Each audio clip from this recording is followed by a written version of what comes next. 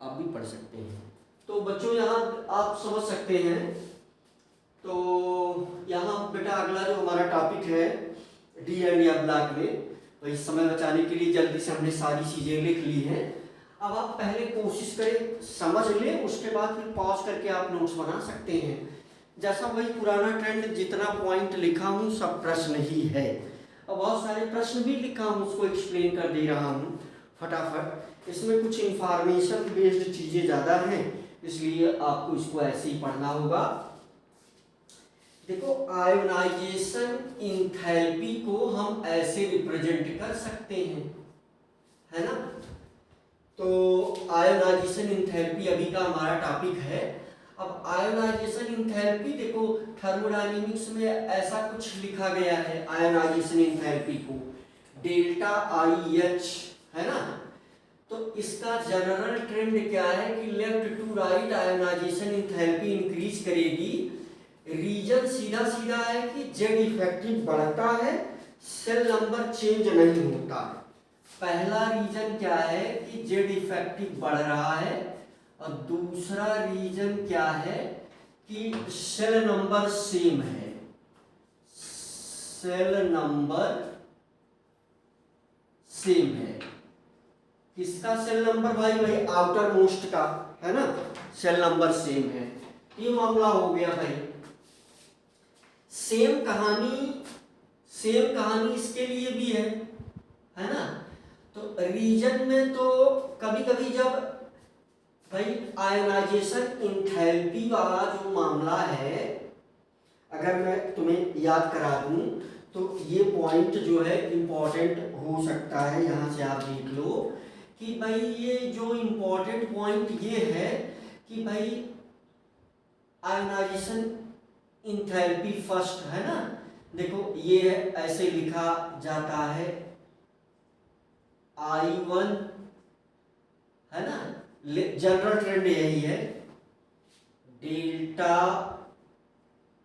I2H, delta I3H, ऐसा है trend, है ना आयोनाइजेशन इंथैल्पी। यहाँ पर इस पूरी जगह पर ये जो इतना जो लिखा है मैंने, इसी की जगह पर आप क्या लिख रहे हैं? हम क्या लिख सकते हैं? IE लिख सकते हैं, ठीक है। तो IU2 का भी रीजन वही है ना। यहाँ ये जो है, जो आर्डर है आयोनाइजेशन इंथैल्पी का, तो ये फर्स्ट आयोनाइजेशन इंथैल्पी का आर्डर ये लिखा गया है। ये आर्डर किसका है? ये आर्डर है IE फर्स्ट, चाहे आप इसको लिखो डेल्टा IH। मेरे ख्याल से साफ साफ दिख रहा होगा। थोड़ा सा समय बचाने के लिए ऐसा हमने किया है कि मैं समझाने पर पूर्णतया फोकस हो सकूं, है ना। अब आयोनाइजेशन इंथैल्पी आप जानते ही हैं कि भाई किसी भी एटम से अगर हम कोई इलेक्ट्रॉन निकाल रहे हैं तो जितनी एनर्जी देना पड़ेगा वही उसकी आयोनाइजेशन इंथैल्पी है। तो उसका आर्डर ऐसा है। इसको याद करने के लिए देखो मैंने कुछ गाना भी लिख दिया है यहाँ। सुनो विनीता कमाल थी मेरी नानी, कुछ कौन फिर जाने, है ना। ऐसा कुछ करके आप कुछ याद कर सकते हो। कुछ और अच्छा निमोनिक्स या गाना बना सकते हो तो वो तुम्हारे लिए और अच्छा है ना। तो ये कुछ ऐसा आर्डर है भाई। आर्डर देखने से दिमाग में बहुत सारे आइडियाज खुलते हैं। चलो, ये 3 क्वेश्चन ऐसे पूछे जा सकते हैं, है ना। पहला क्वेश्चन, दूसरा क्वेश्चन, तीसरा क्वेश्चन। तो यहाँ पर आयोनाइजेशन इंथैल्पी को रिलेट करवाया जा सकता है। तो 2 मिनट में एक एक करके समझा दे रहा हूँ, पॉज करके लिख लेना।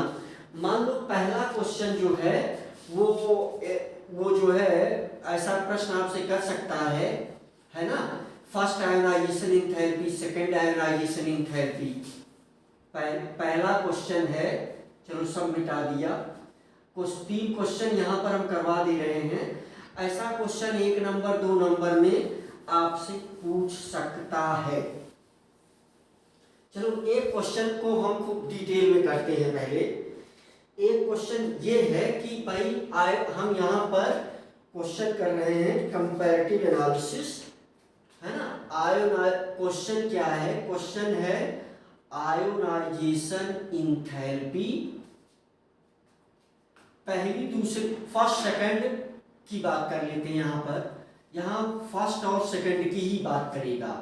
Ionisation enthalpy first, ionisation enthalpy second, किसके लिए ये बात की जाएगी? किसके लिए बात की जाएगी? CR, है ना, CR और Mn के लिए, CR और Mn के लिए, CR and Mn, CR and Mn, है ना। अब वो प्रश्न, इसमें बहुत सारे प्रकार से प्रश्न बनाएगा या कर सकता है, लेकिन आपको अपने दिमाग में कैसे, यहाँ हम कंपैरेटिव एनालिसिस कर दे रहे हैं। जैसे first ionisation enthalpy IE first, किसके लिए? CR के लिए। IE फर्स्ट किसके लिए भाई? CR के लिए। तो IE फर्स्ट और CR, तो ये IE कम होगा, है ना। फर्स्ट देख लो यहाँ से, Mn यहाँ भी है, ये वाला मामला भी मिल रहा है। CR यहाँ है, Mn यहाँ है, तो Mn की ज़्यादा है, तो ऐसे भी दिख रहा है। तो इसका मतलब कि लेस देन IE फर्स्ट किसके लिए भाई? Mn के लिए, Mn के लिए, ठीक है। हम ऐसे भी लिख सकते हैं। ये देखो, ये अब इसमें क्वेश्चन कैसे करेगा वो अभी हम आपको बता दे रहे हैं। ये एक पॉइंट हो गया। ऐसे भी हम पॉइंट लिख सकते हैं कि भाई, अच्छा, इसका रीजन क्या बताएगा? इसका रीजन मान लीजिए ये स्टेटमेंट ट्रू है, तो इसका रीजन क्या होगा? चलो रीजन देख लो, हम लोग रीजन समझते हैं। तो रीजन ये सिंपल सा है कि यहाँ जो CR का मामला है, इस CR में क्या है? D, है ना, D5 4s1 और 3d5। तो देखो ये इलेक्ट्रॉन आसानी से निकल जाएगा। इस इलेक्ट्रॉन को निकालने में लेस एनर्जी इज रिक्वायर्ड। इस इलेक्ट्रॉन को निकालने में, इस इलेक्ट्रॉन को, है ना, तो due to unpaired electron, due to unpaired electron, unpaired electron, है ना, less energy is required, less energy is required. भाई ध्यान से सुनो, पूरा बोर्ड देखने में समय तो आपके देखने के लिए लिखा ही हूँ, लेकिन मैं जहाँ हूँ वहीं अगर दिमाग लगाओगे तो कुछ फील आ जाएगी, है ना। यहाँ की कहानी क्या है? Mn की कहानी क्या है? Electronic configuration. देखो हमने क्या बताया था, जब पहला लेक्चर इसका हुआ था तो मैंने कहा था कि हर चीज को हम इलेक्ट्रॉनिक कन्फिगुरेशन से जोड़ते हैं लास्ट में। तो क्वेश्चन क्या, यहाँ क्या मामला बनेगा? यहाँ मामला बनेगा 4s2 3d5। तो देखो यहाँ पर क्या है? पेयरिंग है। तो यहाँ पर पेयरिंग है और यहाँ पर हाफ फील्ड है। वैसे भी पहले इलेक्ट्रॉन यहीं से निकलेगा, वैसे भी पहले इलेक्ट्रॉन यहीं से निकलेगा।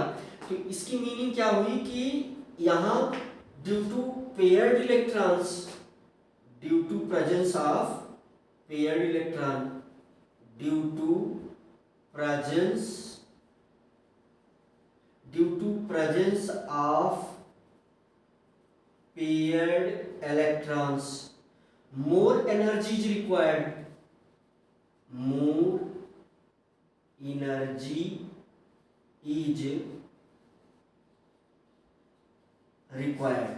देखो अब इसमें स्टेटमेंट बना करके कई तरीके से प्रश्न करेगा। मैं एक समझा दे रहा हूँ, बाकी ऐसे ही आप सब स्वयं से करेंगे तो और भी मजा आएगा, लेकिन मैं क्वेश्चन कर दूंगा आपके सामने, है ना।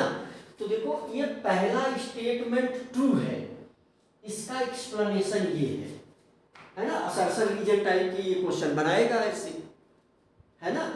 तो रीजन भी लिख उठा, असर्शन भी लिखा हुआ है ना, तो ऐसा क्वेश्चन बनेगा। अच्छा, अब इसको हमें मिटाना पड़ेगा। आप जो है वीडियो को पॉज करके लिख लेंगे, जो भी बच्चे लिख रहे हैं पढ़ रहे हैं, तो यहाँ से पॉज करके पहला स्टेटमेंट हमने दे दिया। अब देखो ऊपर जो है क्वेश्चन है, नीचे उसके आंसर लिखे जाएंगे। अगले पॉइंट में मैं क्या क्या लिखूंगा देखो। अब इसको मिटाना पड़ेगा, चलो इसको मिटा देते हैं, ठीक है। तो ये हमने मिटा दिया, आप पॉज करके लिख लेना। तो अब पहला स्टेटमेंट ये था, अगला पॉइंट क्या है, आई ई सेकेंड स्टेटमेंट लिखूंगा मैं।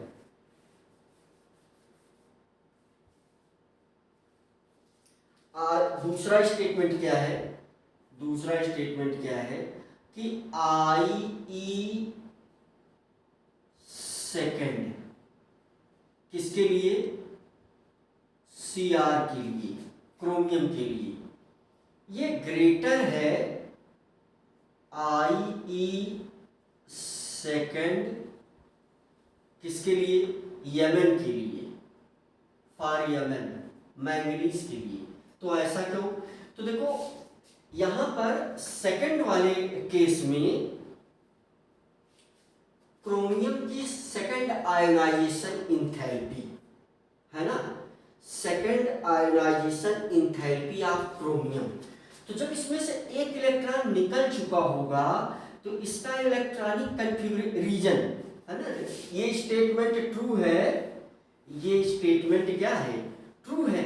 तो इसका इस स्टेटमेंट का रीजन क्या होगा, तो रीजन यही होगा कि यहां पर जो सी आर है तो ये 3 4s तो 0 हो गया, 4s तो 0 हो गया, 4s 0, यहाँ इलेक्ट्रॉन ही नहीं है।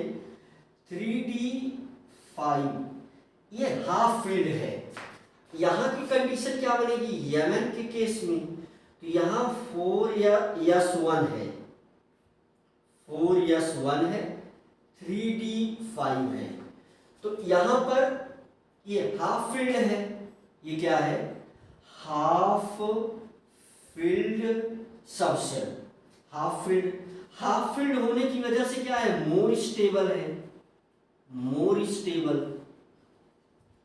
फिर more energy required, more energy required, more energy required to remove electron, to remove electrons, है ना, more energy required to remove electron.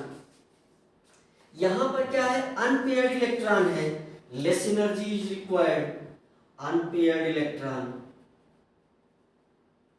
Unpaired electron, less energy is required,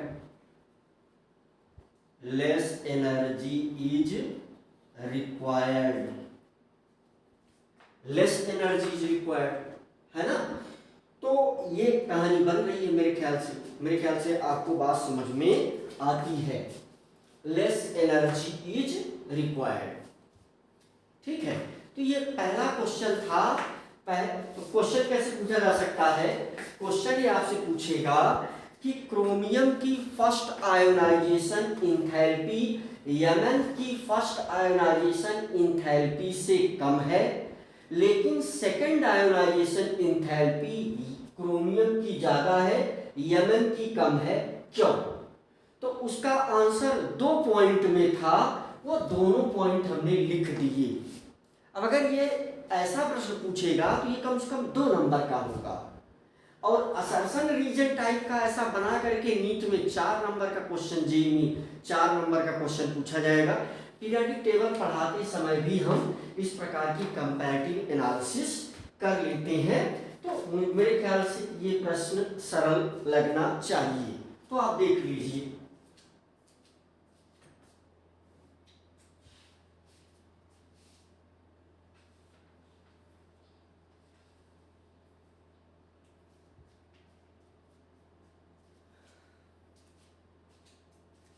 है ना? तो देखो सेम कहानी, यही सेम कहानी और दो क्वेश्चन के लिए है। मेरा तो ऐसा मन कर रहा है वो क्वेश्चन मैं लिख करके छोड़ दूं, आप स्वयं करेंगे। देखो वो प्रश्न ऐसा पूछेगा, क्वेश्चन अभी इसमें देखिए क्वेश्चन पूरा है, ionisation enthalpy first second chromium और मैंगनीज के लिए ये कंपैरेटिव एनालिसिस दी गई। एक पॉइंट अभी हमने सेकंड वाला लिखा है, इसके पहले फर्स्ट वाला लिखा था। यहां दूसरा क्वेश्चन भी देख लो, Cu और Zn या Mn और Fe, ऐसा भी है। Cu और Zn देख लो, चलो Cu और Zn देख लो।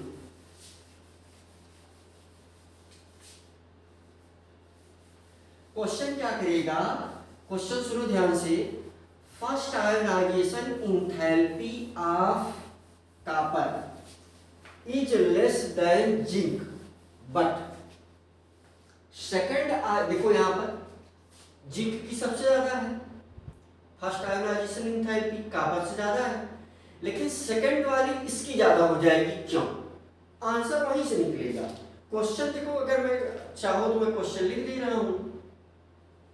क्वेश्चन, फर्स्ट आयोनाइजेशन एंथैल्पी को चाहे हम ऐसे लिखें, आयोनाइजेशन एंथैल्पी फर्स्ट किसकी, Cu की, लेस देन आयोनाइजेशन एंथैल्पी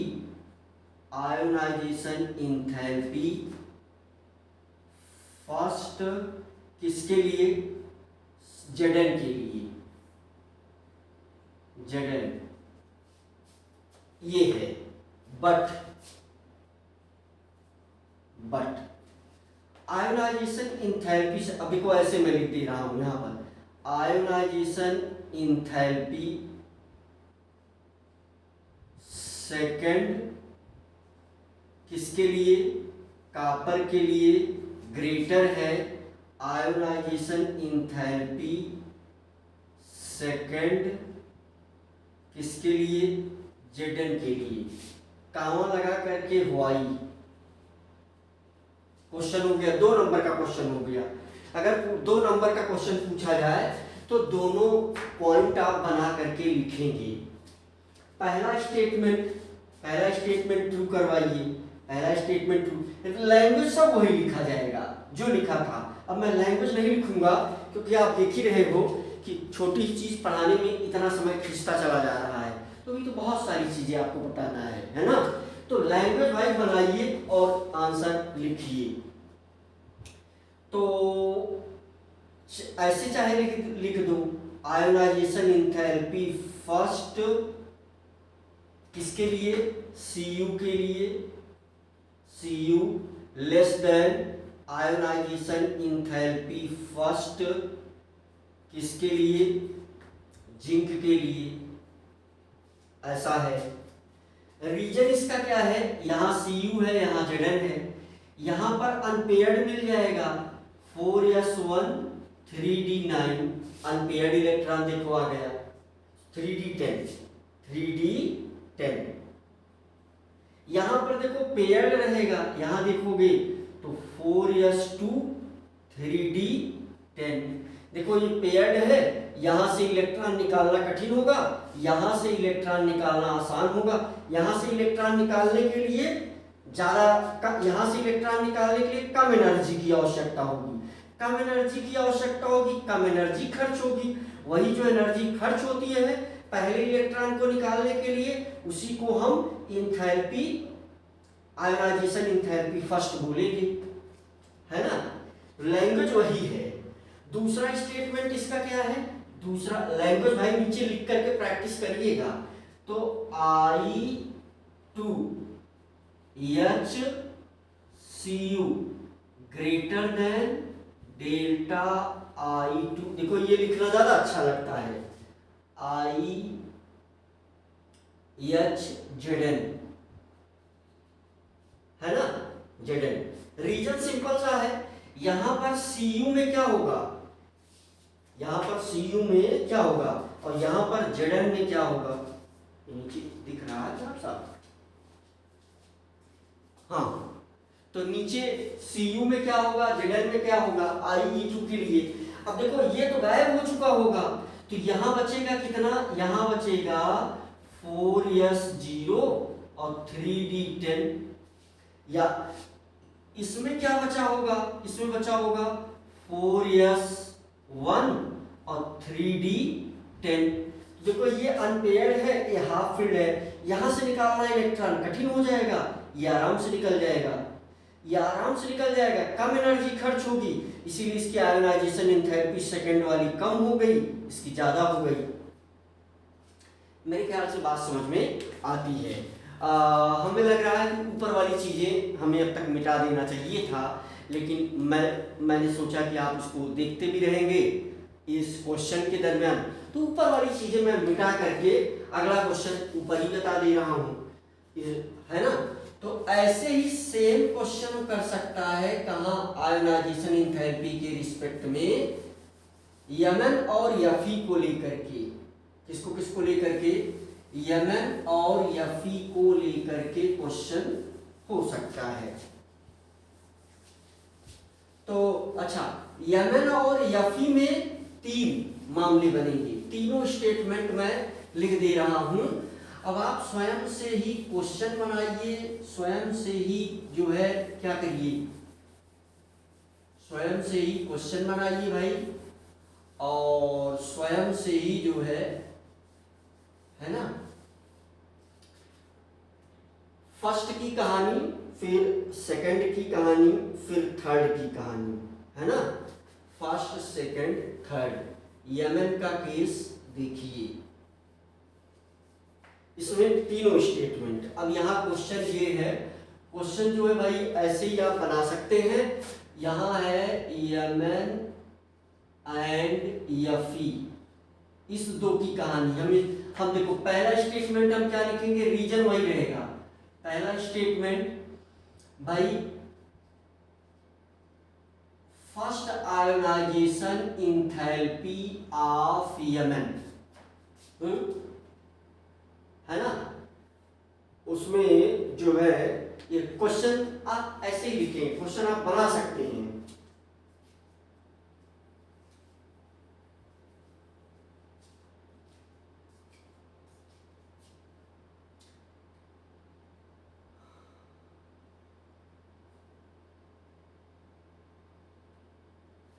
देखो फर्स्ट वाला तो जो है मामला यहां देखो लिखा ही गया था उसमें आर्डर, तो ये ज्यादा है फर्स्ट आयोनाइजेशन एंथैल्पी यफी की। अच्छा इसका रीजन क्या बनेगा, अब इसमें देखो ध्यान दो, इसमें ध्यान से इसका रीजन क्या बनेगा, रीजन देखो वही था कि ये जनरल, इसका रीजन क्या है, देख लो, रीजन लिख दूं यार, लेफ्ट टू राइट जाने पर जेड इफेक्टिव इंक्रीज कर रहा है और सेम सेल नंबर क्या है, सेम है।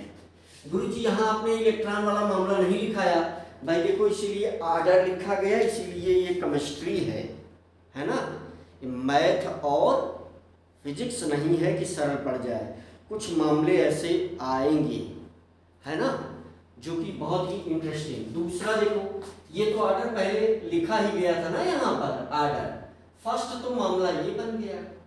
अच्छा चलो दूसरे में बात करते हैं, सेकंड की कहानी में आते हैं।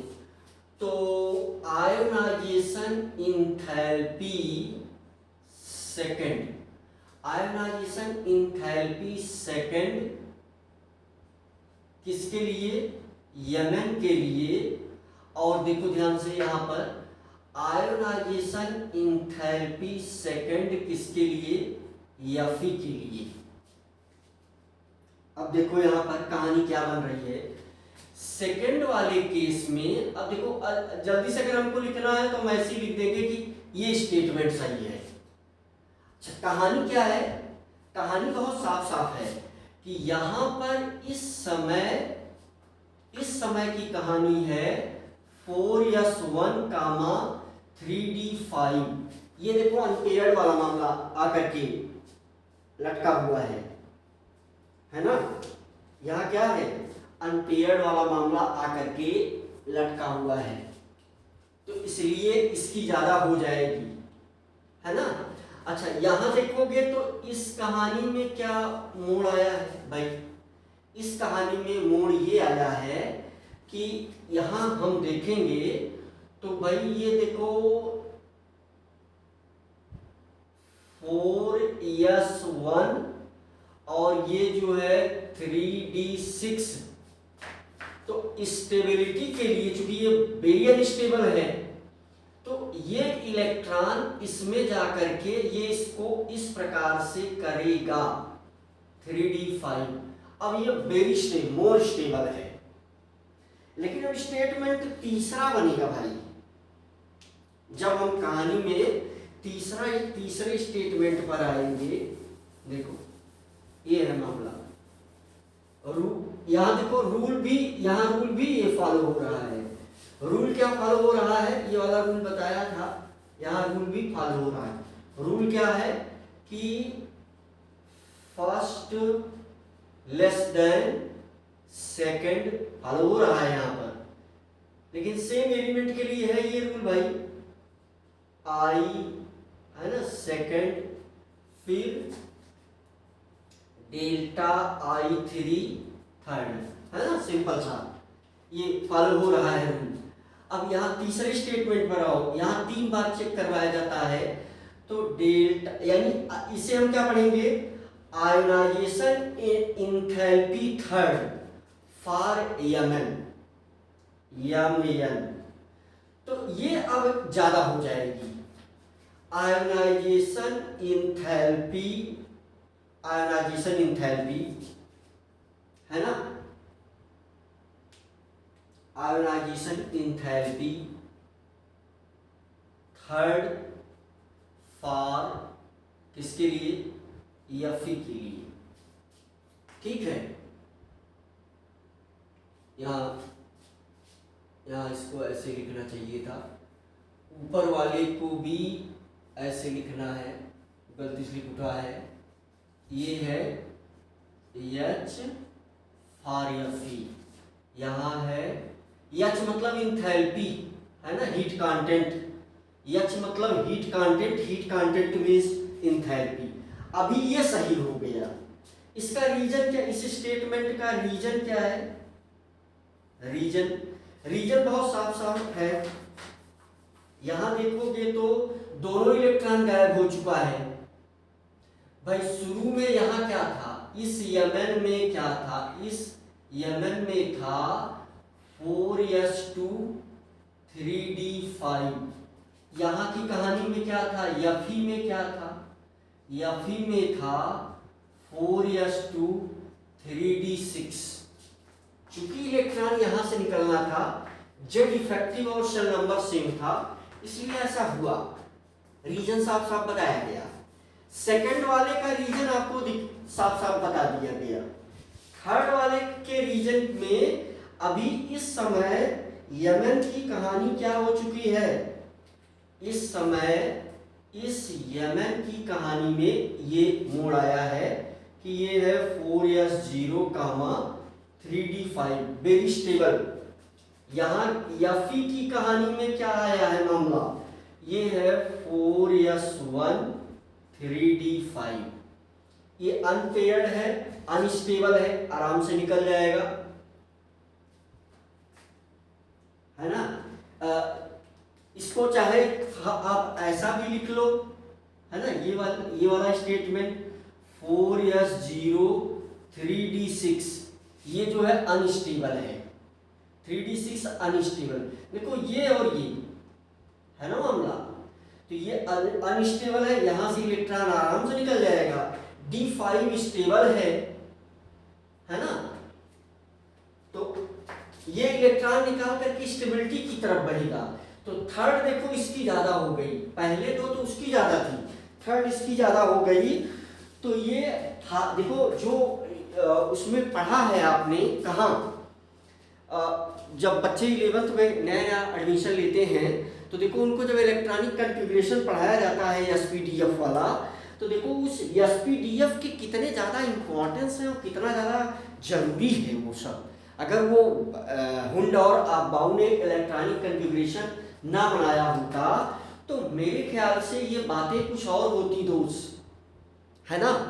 तो ये पूरी बात हो गई आयोनाइजेशन इंथैल्पी की। तो ये कहानी आयोनाइजेशन इंथैल्पी की समाप्त हो गई। अब जो है आप देख लो, वीडियो को पॉज करके नोट आप लिख सकते हो, मैं उस लाइन को मिटा दूंगा। अब हम लोग अगली वार्ता करेंगे ऑक्सीडेशन स्टेट पर। देखो समय जो है कितना तेजी से समझाने में ही चला जा रहा है ना। एक छोटी सी हेडिंग को समझाने के लिए भाई जब तक पूरा नहीं लिखोगे पढ़ोगे, इस समय 30 मिनट बीत चुका है ना। तो चलो देखो, तो यहाँ मामला ये है कि अब इसे हम मिटा देंगे, खाली जगह रहेगी, तुम्हें बातें समझ में आएंगी। जो समझाना होगा थोड़ा सा बड़ा लिख करके समझा देंगे। तो देखो यहाँ से भाई कहानी में आगे ट्विस्ट है, उस ट्विस्ट को समझे। अगली हेडिंग मोस्ट इम्पॉर्टेंट है, इसके जो पॉइंट हैं बहुत ज़्यादा इम्पोर्टेंट हैं। तो इसलिए आप पूरी कोशिश करें कि खूब मन लगा करके सुने पहले, बाद में पॉज करके आप नोट बनाएं, जहाँ आवश्यकता हो पॉज करें, नोट बनाएं।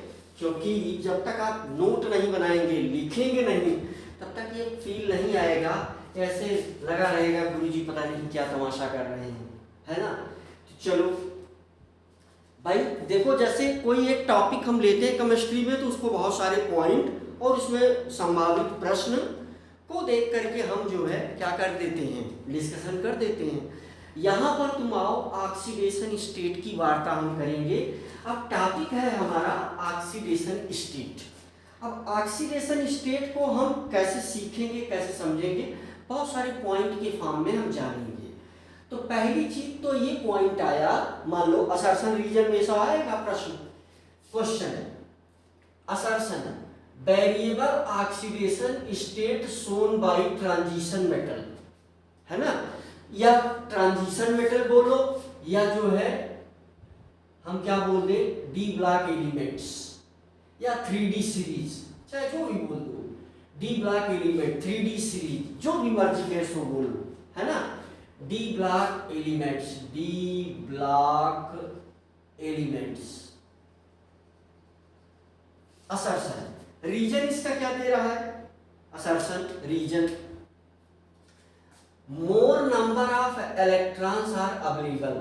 तो कल से ही हम पढ़ रहे हैं कि इलेक्ट्रॉन की संख्या ज्यादा अवेलेबल है भाई, इसीलिए इंटर एटॉमिक बॉन्डिंग, ये सब बातें हम पढ़ ही रहे हैं। मोर इलेक्ट्रॉन कैसे अवेलेबल है भाई, मोर इलेक्ट्रॉन यहाँ पर है, यहाँ मोर इलेक्ट्रॉन में क्या क्या हो जाएगा भाई, ये 4s भी है और 3D के केस में, या यहाँ पर हम क्या लिख देते थे, यहाँ पर ns भी है, n-1d भी है। ठीक है सर।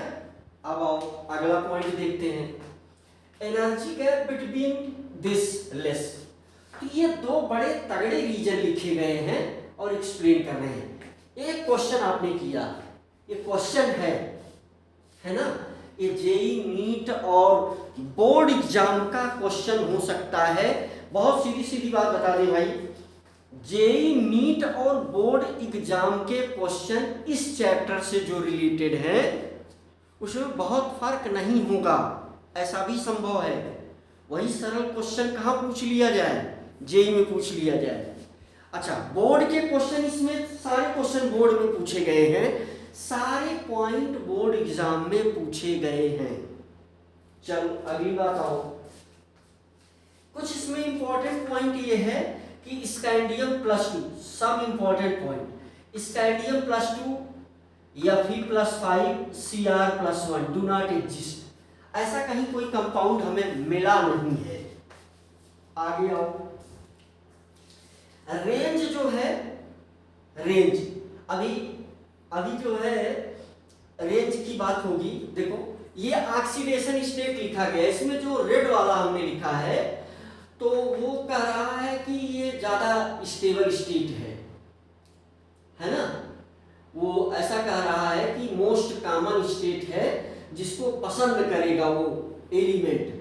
जो रेड में मैंने लिखा है भाई, रहने के लिए तो किसी में रहेगा, लेकिन पसंद किसको करेगा वो रेड में लिखा है, उसमें वो ज़्यादा कंफर्ट फील करेगा।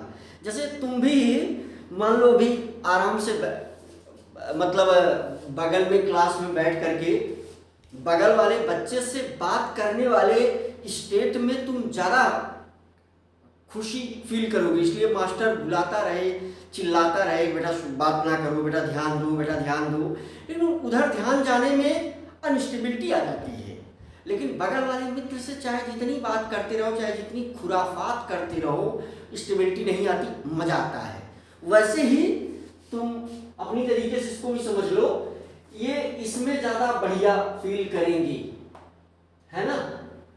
तो उनका कॉमन ऑक्सीडेशन स्टेट एनसीईआरटी ने बात किया है। अब यहाँ इस क्वेश्चन को देख लेते हैं। रेंज में जो है किसी इसका एग्जाम्पल भी लिखा है, मैंने एग्जाम्पल यहाँ दे देता हूँ। देखो ये जो रेंज वाला मामला है, इसका ये एग्जाम्पल यहाँ एग्जाम्पल से समझाता हूँ। एग्जाम्पल क्या है मामले में? एग्जाम्पल वाला मामला ये है सर कि रेंज कहाँ से कहाँ तक वैरी करेगी, नंबर ऑफ एनएस इलेक्ट्रॉन से NS plus N minus 1d। जैसे अगर हम यहाँ पर क्रोमियम का एग्जाम्पल ले लें, तो एग्जाम्पल क्रोमियम का ले लिया, आप बना करके बढ़िया से लिखना। तो क्रोमियम का इलेक्ट्रॉनिक कन्फिग्रेशन क्या है, 4s1 3d। देख लो, मान लो क्रोमियम का मैंने ले लिया, क्रोमियम का ही ले लिया, 4s1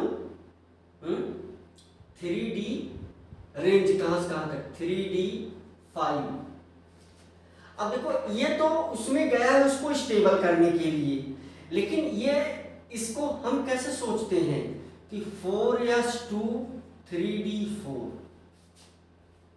तो यहां पर ये क्या है, एनएस है, एनएस में कितना है 2, तो एनएस प्लस एनडी, देखो NS plus N minus 1d, तो कितना, ये 2 प्लस 4, तो ये कितना आ गया +6। तो इसका मतलब +2 से +6, यहाँ देख लो +2 से +6 शो कर रहा है। ऐसे ही हर एलिमेंट के लिए है, कुछ जो फिक्स है उसको लिख दिया गया है ना। तो ये एग्जाम्पल की बात हमने कर लिया। ऑक्सीडेशन स्टेट जो है ये काफी लंबा टॉपिक है, इसमें से क्वेश्चन बहुत ज्यादा बनते हैं, बहुत ज्यादा पूछे भी गए हैं, इसलिए इसको थोड़ा सा हम और डिटेल में डिस्कस करेंगे। चलो ध्यान दो। तो अब पास करके अपना भाई क्वेश्चन करते रहना, जैसे भी तुम्हारा जैसे कल्याण हो सके, है ना। मेरे पढ़ाने से मेरा रोल जो है उसका परसेंटेज कम है सर, मेरा परसेंटेज क्या है, कम है। आपका परसेंटेज ज़्यादा है। बार बार पढ़ोगे जब, तभी ये बातें दिमाग में बैठेंगी, नहीं तो इजीली बातें दिमाग में बैठेंगी नहीं सर। चलो देखो, मिटा इसलिए देते हैं, बोर्ड खाली रहेगा, कुछ समझाने में तुम्हें हेल्प मिलेगी। अभी इसके और भी पॉइंट्स हैं। ऑक्सीडेशन स्टेट बोर्ड में आता ही नहीं तो लिखा ही नहीं, ऑक्सीडेशन स्टेट के और भी पॉइंट्स हैं। चलो पहले इतना समझ लो, वीडियो अगर बहुत बड़ा होने लगेगा, क्योंकि ऑक्सीडेशन स्टेट से ही रिलेटेड और बहुत सारी बातें जुड़ी हुई हैं। चलो पता नहीं क्यों मिटता नहीं है, चलो तो इसलिए बड़ा कठिन होता है। तो देख लो ये रेंज वाला यहाँ देख लो, यहाँ क्या है, रेंज मिडिल में जो है वो ज़्यादा है, इधर और इधर कम है, क्योंकि यहाँ नंबर ऑफ इलेक्ट्रॉन कम रहेंगे, है ना भाई। रेंज कब बढ़ेगी, जब कंपाउंड बनाएगा। रेंज कब बढ़ेगी, जब कंपाउंड है। कंपाउंड ही नहीं बनाएगा तो हम झूठे रेंज थोड़ी लिखेंगे। हम भाई कह दें कि ये जो Zn है, हम ऐसा तुम्हारे सामने बोल दें कि Zn+12 एग्जिस्ट कर रहा है, भाई इसका कुछ एक्सप्लेनेशन होना चाहिए ना। कंपाउंड होने चाहिए, कुछ रीजन होना चाहिए, तो ऐसा कुछ मिला नहीं। तो इसलिए भाई ये स्टेटमेंट गलत है, ऐसा कभी नहीं हो सकता। इसका कोई एक्सप्लेनेशन, कोई एग्जांपल ऐसा कुछ है नहीं। तो हमें कंपाउंड मिलने चाहिए। तो ये सब के कंपाउंड जो है अवेलेबल हैं। जैसे देखो जिंक ऑक्साइड में Zn क्या रहेगा, +2 में रहेगा। ये कॉपर वाला मामला ये +1 में रहता है, +2 में भी रहता है, +1 में भी रहता है। जैसे कॉपर ऑक्साइड ये सेकंड में चला गया, 10th से ही पढ़ते चले आ रहे हो, है ना। Cu2Cl2 ये बड़ा ही फेमस है मामला, Cu2Cl2, इसमें तुम पॉइंट अपना बना सकते हो। चलो यही लिख दे रहा हूं, ये Cu2Cl2 है ना, क्यूप्रस क्लोराइड, CuCl2 है ना, क्यूप्रिक क्लोराइड, ऐसा कुछ। एक से हायर ऑक्सीडेशन स्टेट, अस से लोअर ऑक्सीडेशन स्टेट, है ना। यहां पर CuCl2 देखो ये क्या है, लोअर ऑक्सीडेशन स्टेट। तो क्या वर्ड यूज होता है, अस। यहां क्या है, हायर ऑक्सीडेशन स्टेट, क्या यूज होता है, IC, इक, है ना। तो देखो यहां Cu किस में है, +1 में है, यहां Cu किस में, सॉरी यहां Cu किस में है, +2 में है, यहां Cu ऊपर वाले में +1 में है ना। रेंज जो है, रेंज क्या है, नंबर ऑफ अनपेयर्ड इलेक्ट्रॉन ज्यादा है ना। ये रेंज इतनी ज्यादा क्यों है, इसका रीजन बताया गया। पहला रीजन ये है, number of unpaired electron D1 से D5, यहां पर अनपेयर्ड इलेक्ट्रॉन कम है, यहां number of unpaired electron increase करेगा मिड तक अनपेयर्ड इलेक्ट्रॉन इंक्रीज करेगा, इधर जो है क्या करेगा, डिक्रीज करने लगता है। देखो डिक्रीज, है ना, ये मामला हो गया।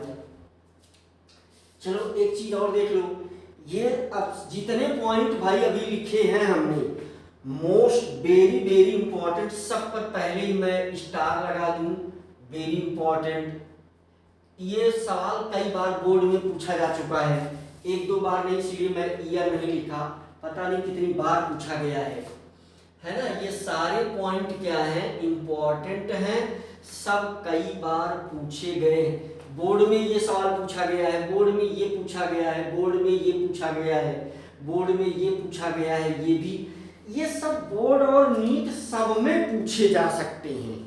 चलो देखो फटाफट, बहुत कुछ नहीं समझाना है, अगर तुम याद कर पाओगे, अगर तुम्हें याद होगा तो मैं जब लेक्चर शुरू किया था तो उसी पहले ही लेक्चर में ये वाला स्टेटमेंट बोला हूं, अगर तुम्हें याद होगा तो।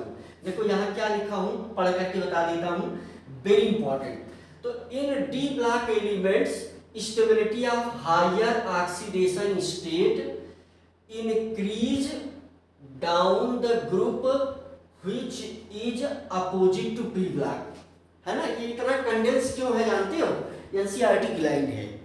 एनसीईआरटी कंडेंस फॉर्म में बहुत छोटे में एनसीईआरटी बहुत ज्यादा लिख देती है ना। अभी हम अपने सेंटेंस में लिखते तो हो सकता था ये बड़ा होता, लेकिन इसने ये लिखा है, हिंदी में उसकी मीनिंग समझ लो, इसने ये लिखा है कि डी ब्लॉक में जब हम ऊपर से नीचे चलेंगे, है ना, क्रोमियम, ये देखो एग्जाम्पल में लिखा है क्रोमियम मॉलिब्डेनम टंगस्टन, है ना, ये ऊपर से नीचे आ रहे हैं ग्रुप में, है ना। तो हायर ऑक्सीडेशन स्टेट की स्टेबिलिटी बढ़ रही है।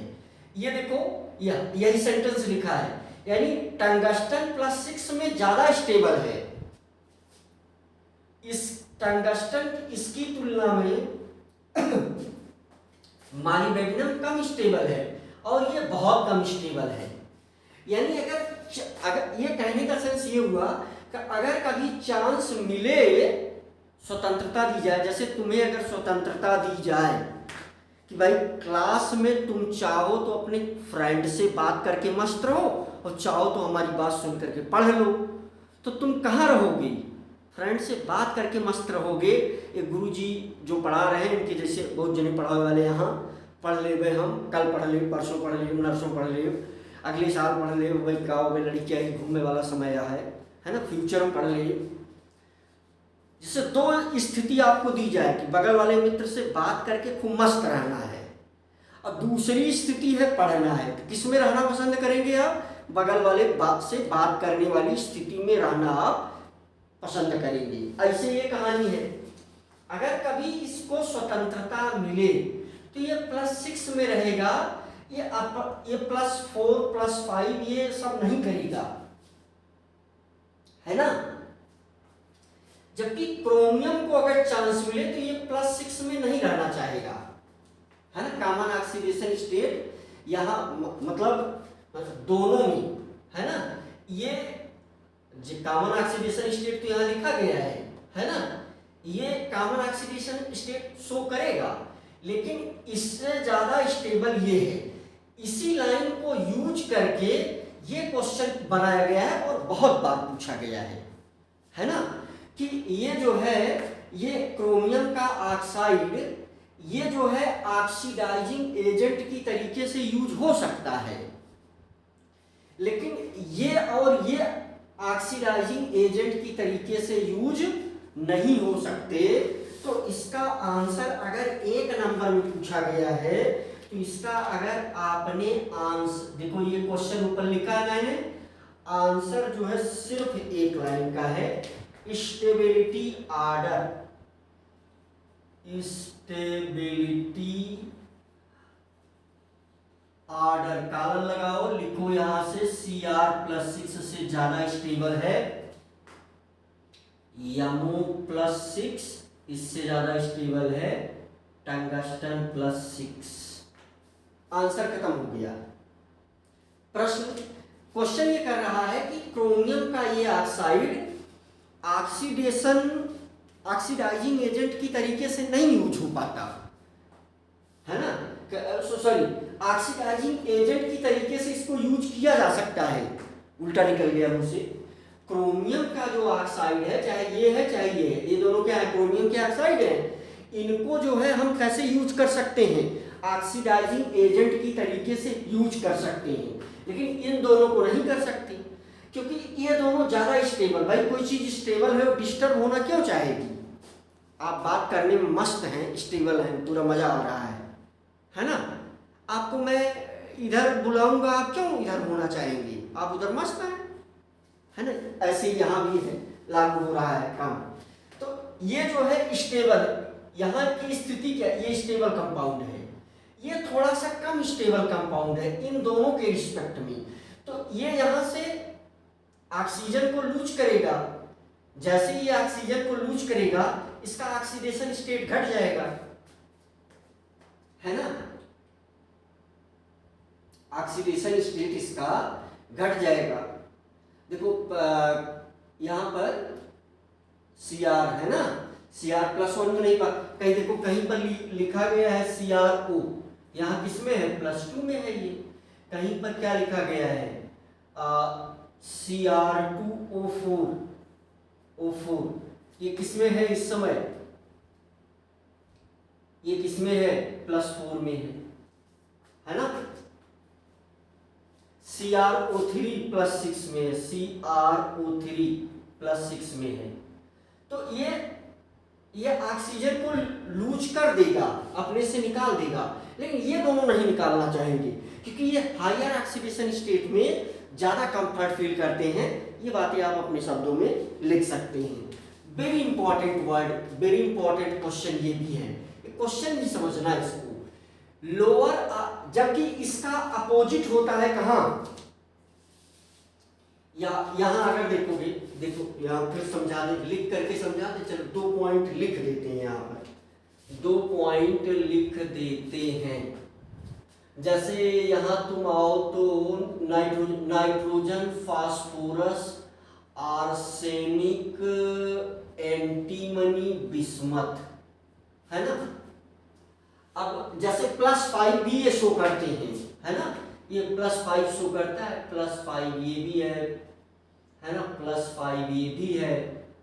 तो +5 ये भी है, +5 है ना, +5 ये भी है, +5 ये भी है। तो इससे ज्यादा स्टेबल ये है, इससे ज्यादा स्टेबल ये है, ठीक है। यानी इससे ज्यादा अब है ना ऊपर तक फॉलो नहीं होगा, इससे ज्यादा ये 3 को अगर हम देखें, ये सिर्फ 3 की ही बात करेंगे तो ये ऑर्डर फॉलो होगा। लेकिन वहीं पर देखो यहाँ Cr है, यहाँ पर क्या है, यमो है, यहाँ पर टंगस्टन है। तो देखो +6 +6 +6 ये ऐसा है। यहाँ वाला रीजन क्या है, इसका रीजन क्या है, तो इसका रीजन है inert pair effect, inert pair effect. इसका रीजन क्या है, इनर्ट पेयर इफेक्ट, है ना। अब देखो जरा पॉइंट पर आओ, लोअर ऑक्सीडेशन स्टेट, यम का मतलब यहां मेटल है, lower oxidation state of metal. अब हो सकता है कि ये लोअर, ये बहुत बार सेंटेंस पूछा गया है, बहुत बार सेंटेंस ये आया हुआ है बहुत सरल, बस दिमाग से मिस हो जाए अगर तो गलत हो जाएगा, है तो बहुत सरल भाई। कोऑर्डिनेशन कंपाउंड पिछले वाले चैप्टर में उस सेंटेंस को हम लोगों ने पढ़ा है, खूब मन लगा के। आओ ध्यान दो, lower oxidation state of metal, अगर वो निगेटिव हो या जीरो हो, can be stabilised by pi acid ligands. अब ये मेटल का मतलब ट्रांजिशन मेटल भाई, ट्रांजिशन मेटल की हैबिट क्या होती है, ट्रांजिशन मेटल की हैबिट होती है, ट्रांजिशन मेटल की हैबिट होती है कोऑर्डिनेशन कंपाउंड बनाना। क्या बात कहा हमने, कोऑर्डिनेशन कंपाउंड बनाएगा। और अगर जब वो कोऑर्डिनेशन कंपाउंड बनाएगा, कोऑर्डिनेशन कंपाउंड जब ट्रांजिशन मेटल बनाएगा, अगर उस मेटल का ऑक्सीडेशन स्टेट कम है तो फिर वो कंपाउंड स्टेबलाइज, क्या लिखा है, stabilised by pi acid ligand. अब ये वाला कंपाउंड देखो, ये वाला इस प्रकार का मेटल कार्बोनिल वाला तो हम एक लेक्चर ही किए हैं ना, ये देखो मेटल कार्बोनिल, ये वापिस से इलेक्ट्रॉन इसके पाई में डालता है ना, लेक्चर ही किया है इस पर। तो वापिस से ये इलेक्ट्रॉन इसमें पाई में डालता है तो ये ऐसा कुछ बन जाता है ना, तो ये ज्यादा स्टेबल हो जाता है। यानी जो है ना, या वो मेटल कार्बोनिल का बहुत सारा एग्जाम्पल था ना, मेटल कार्बोनिल का बहुत सारा एग्जाम्पल था, मेटल कार्बोनिल का बहुत सारा एग्जाम्पल था, जिसमें कि ये बैक बॉन्डिंग होती है ना, जिसमें कि क्या होती है, ये बैक बॉन्डिंग होती है, स्ट्रक्चर आना चाहिए बनाने, और कुछ भी एग्जाम्पल दे करके समझाने आना चाहिए। जैसे ये वाला कंपाउंड का स्ट्रक्चर वहाँ मेटल कार्बोनिल में बनाया गया था, सिनर्जिक बॉन्डिंग होती है वहाँ पर। देखो ये है Mn2 और CO, ये कंपाउंड बनाया गया था, तो है ना, Mn2CO8 है ना, ये वाला बनाया गया था। तो यहाँ से जो है क्या मामला बनता है, Mn2CO8 है ना, तो ये जो है Mn और फिर यहाँ पर Mn, तो यहाँ से 4 जो है Mn2CO है ना, यू कैन से Mn2CO10 था ये, है ना, ये जो कंपाउंड था क्या था, 10 था ये। तो यहाँ से ये जो है इस प्रकार से ये कोऑर्डिनेशन कंपाउंड इस प्रकार से बना था, है ना, CO CO CO CO है ना। तो यहाँ से भी जो है यहाँ से भी ये CO है ना, ये CO, ये मेटल कार्बोनिल, मेटल कार्बोनिल के बहुत सारे एग्जाम्पल हैं ना, जैसे FeCO5 है ना, NiCO5, ये बहुत सारा एग्जाम्पल था, है ना। तो ये ऐसा बहुत सारा एग्जाम्पल था। तो यहाँ वाला पॉइंट देख लो, है ना, यहाँ वाला पॉइंट देख लो। तो इसमें हाँ तो ये ऐसा था। तो ओहो, तो इसमें देखो जैसे ये है मामला, मान लो इसका स्ट्रक्चर बनाओ। आप क्या पॉइंट बताना चाह रहे थे? या फिर ये जो है 5 है ना, ये ट्राइगोनल पिरामिड बाई पिरामिडल है ना, तो ऐसा ये बनेगा। तो ये जो है CO CO CO CO, तो ये वापिस से मेटल क्या करेगा? पाई इलेक्ट्रॉन यहाँ पर देगा, पाई इलेक्ट्रॉन अपना, इससे इलेक्ट्रॉन तो इसको मिल ही रहा है, इससे इलेक्ट्रॉन तो इधर मिल ही रहा है, कोऑर्डिनेशन बॉन्ड बन रहा है। ये वापिस से अपना इलेक्ट्रॉन किसको दे रहा है? इसको वापिस से अपना इलेक्ट्रॉन इसको दे रहा है। तो सिनर्जिक बॉन्डिंग की कहानी यहां समझाई गई थी। ये देखो very important point, higher oxidation state of metal are stabilised in presence of oxygen and fluorine due to high electronegativity of oxygen and fluorine. भाई ऑक्सीजन और फ्लोरीन से जब कंपाउंड बनाएगा तो ये हाईएस्ट ऑक्सीडेशन स्टेट को प्राप्त करेगा। अब इसमें ये दोनों स्टेटमेंट बार बार पढ़ना और हमेशा याद रहे। ये स्टेटमेंट दोनों क्या लिखा गया है कि भाई वो जो नीचे वाला स्टेटमेंट ये लिखा गया है कि ऑक्सीजन क्योंकि मल्टीपल बॉन्ड बनाता है इसलिए वो मेटल को हाई ऑक्सीडेशन स्टेट में पहुंचा ले जाता है। लेकिन फ्लोरीन जो है वो सिंगल बॉन्ड बनाने की वजह से भाई अगर जैसे Mn को +7 में पहुंचाना है, देखो यहाँ एग्जांपल से समझ लो, देखो आगे बताया भी जाएगा ये भी पॉइंट। जैसे Mn को कहाँ पहुंचाना है? +7 में। तो इसके लिए इसको क्या ऐसा पहुंचाने के लिए इसको क्या करना होगा? Mn है ना, F7, तो ये एग्जिस्ट ही नहीं कर पाता। रीजन इसका स्टीयरिक हिंड्रेंस। भाई ये Mn है, इसके चारों तरफ अगर आप 7 F लगाओगे तो ये यहाँ इसका जो स्पेस अवेलेबल है वहां रुक ही नहीं पाएगा, तो ये एग्जिस्ट नहीं करता, नॉट एग्जिस्ट। लेकिन अभी यहाँ पर जो ये कहानी अगर तुम चाहो तो MnO4-, देखो यहाँ Mn किसमें है? +7 में। तो यहाँ 4 ही ऑक्सीजन एटम है, तो ये यहाँ स्ट्रक्चर में Mn क्या करता है? तो यहाँ से ये दो है ना, ये दो, एक जो है वो O1- +7 में चला गया। यहाँ स्टीयरिक हिंड्रेंस, तो यही यहाँ लिखा है कि ऑक्सीजन जो है मेटल को हाईएस्ट ऑक्सीडेशन स्टेट में, ऑक्सीजन इज मोर कैपेबल। ये स्टेटमेंट बार बार पूछा गया, बहुत बार बोल दे रहा हूँ, ये दोनों स्टेटमेंट बार बार पूछे गए हैं, कई बार पूछे गए हैं, और उससे लेकर के हर जगह क्वेश्चन बना हुआ है, वेरी इंपॉर्टेंट। इसलिए ये कह रहा है कि ऑक्सीजन की कैपेबिलिटी ज़्यादा है कि मेटल को हाई ऑक्सीडेशन स्टेट में पहुंचाए, फ्लोरीन की कैपेबिलिटी कम है। रीजन उसका है कि ऑक्सीजन जो है मल्टीपल बॉन्ड बना सकता है, डबल बॉन्ड बना सकता है, लेकिन फ्लोरीन डबल बॉन्ड नहीं बना सकता, इसलिए वो ज़्यादा नंबर उसकी आवश्यकता होगी और स्टीयरिक हिंड्रेंस होने लगेगा, है ना। तो यहाँ तक ये पॉइंट हमने एक्सप्लेन किया, और इस समय हम खर्च कर चुके हैं लगभग 1 घंटे समय, ठीक है। तो इसके आगे जो है वो 2-3 चीज़ें हैं, तो उसमें ट्रेंड जो है ना, तो +2 से है ना मेटल में जाने के लिए, और +3 से +2 जाने का ट्रेंड।